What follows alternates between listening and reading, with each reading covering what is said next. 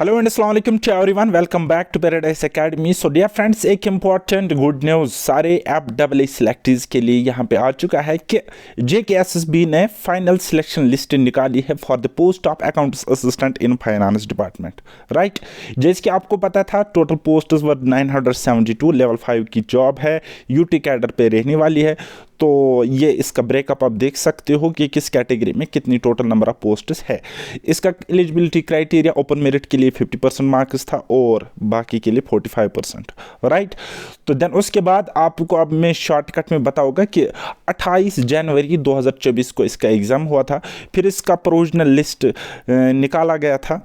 Okay, then document verification भी complete हो चुकी थी JKSSB की एंड पर, लेकिन अभी फाइनल सिलेक्शन लिस्ट आ चुका है, तो हम एक्सपेक्ट करेंगे कि ज्वाइनिंग भी इसी साल होनी है। ओके, तो इसी साल नहीं बल्कि जल्दी। ओके, देन उसके बाद यहाँ पे थोड़े से एक दो पॉइंट्स यहाँ पे क्लियरली मेंशन किया गया है, क्योंकि आप कंफ्यूज हो जाते हो कि अभी कैट में मसला चल रहा है, अभी कोर्ट में कोई बात है, ठीक है, तो उसका क्या, इसका क्या।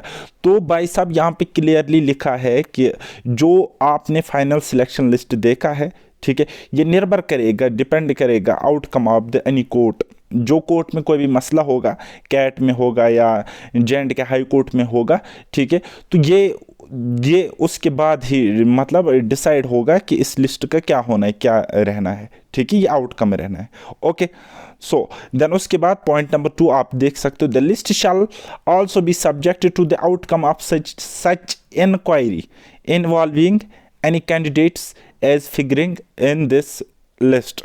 ओके, सो इस लिस्ट को तब ही मंजूरी दी जाएगी जब अगर किसी कैंडिडेट पर या बहुत सारी कैंडिडेट्स पे कोई इंक्वायरी चल रही है या पूरी के पूरी सिलेक्शन लिस्ट पे कोई इंक्वायरी चल रहा है, तो अगर उसमें कुछ इन्वॉल्वमेंट है, ठीक है, तब भी ये लिस्ट थोड़ा सा अमेंड ऊपर नीचे हो सकता है। ये इस पॉइंट का मतलब है। ओके, देन नेक्स्ट यहाँ पे देख सकते हो, the former recommendations to the concerned indenting department shall be forwarded separately।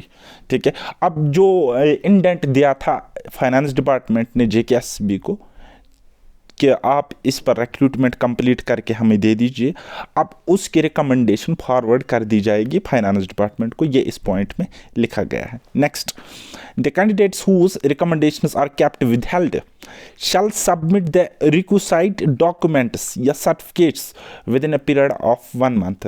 अच्छा, जो भी ऐसे कैंडिडेट्स हैं जिनका रिकमेंडेशन विदहेल्ड रखा गया है किसी भी कारण से, किसी भी वजह से, किसी भी डॉक्यूमेंट की वजह से, ठीक है, उनको यहाँ पे फर्दर 1 महीने का टाइम दिया गया है कि आप इसको कंप्लीट कीजिए।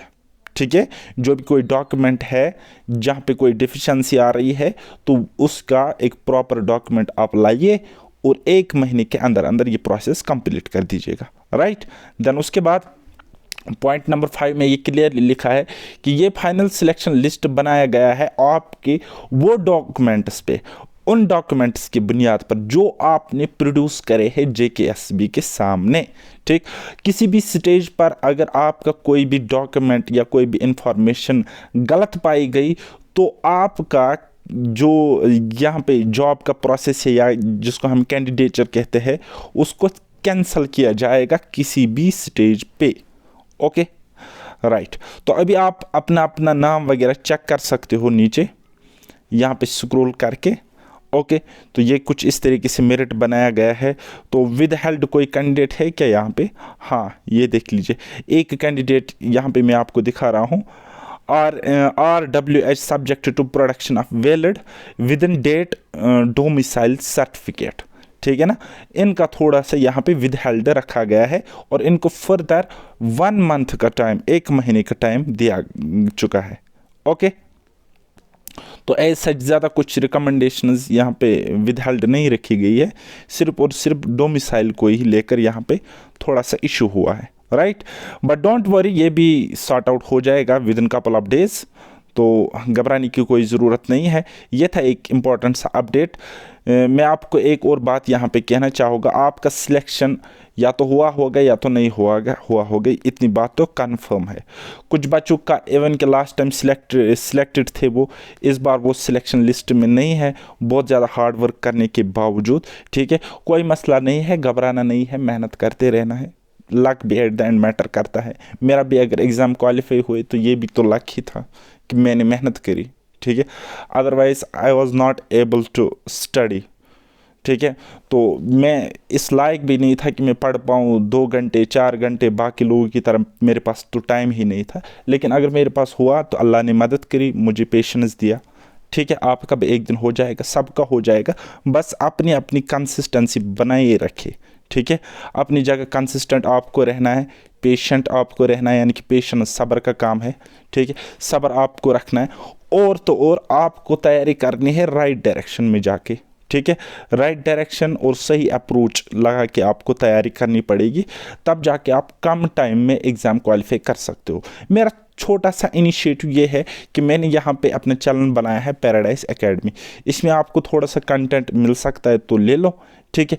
अगर नहीं तो फिर आप मेरी एप्लीकेशन को डाउनलोड कर सकते हो पैराडाइज एकेडमी, जहाँ पे मैं फुल फ्लेज्ड अंदाज में कुछ सब्जेक्ट्स की तैयारी करवा रहा हूँ, राइट। जैसे कि मैथ्स हो, रीजनिंग हो, स्टैटिस्टिक्स हो, इकोनॉमिक्स है, ठीक है।